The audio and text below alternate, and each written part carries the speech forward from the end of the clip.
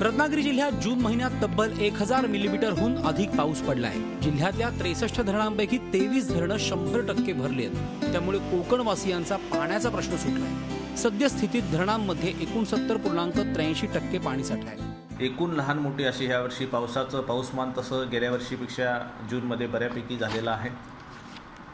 त्यामुळे 63 पैकी 23 धरणं आज रोजी पूर्ण भरलेले आहेत आणि पावसाचं हे जर समाधानकारक राहिलं तर येत्या 15-20 दिवसात बाकीची धरणं 100% पाणीसाठा होईल अशी अपेक्षा आहे। चिपळूण तालुक्यातलं तिवरे, मालघर, कळवंड, अडरे, खोपड, मोरवणे आणि आंबतखोल धरण, संगमेश्वर मधलं तेलेवाडी, कडवई, रांगव, मंडणगड तालुक्यातलं पणदेरी, चिचाळी, दापोलीतलं सोंडेघर, सुकोंडी, खेड तालुक्यातलं शिरवली आणि शेलडी धरण 100% भरलंय।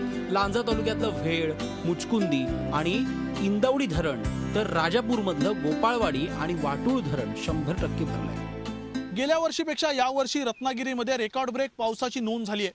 त्यामुळे रत्नागिरी जिल्ह्यातल्या 63 धरणांपैकी 23 धरणं ही 100% भरली आहेत। उर्वरित धरणांमध्ये 70% पेक्षा जास्त पाणीसाठा शिल्लक आहे। त्यामुळे या पाणीसाठ्यामुळे रत्नागिरीतला पाण्याचा प्रश्न सुटलाय असंच म्हणावं लागेल। पावसाळ्याच्या सुरुवातीलाच रत्नागिरीतली अर्ध्याहून अधिक धरणं भरली आहेत। पावसाळ्याचे आणखी 3 महिने बाकी आहेत। त्यात उरलेली धरणंही भरतील। मात्र 100% भरूनही उन्हाळ्यात अनेक ठिकाणी पाण्यासाठी वणवण करावी लागते। त्यामुळे गरज पडेल तेव्हा विहीर खोदण्यापेक्षा आत्तापासूनच प्रशासनानं पाण्याचं योग्य नियोजन करणं गरजेचं आहे। प्रणव पोळेकर, झी मीडिया, रत्नागिरी। झी 24 तास रहा एक पाऊल पुढे।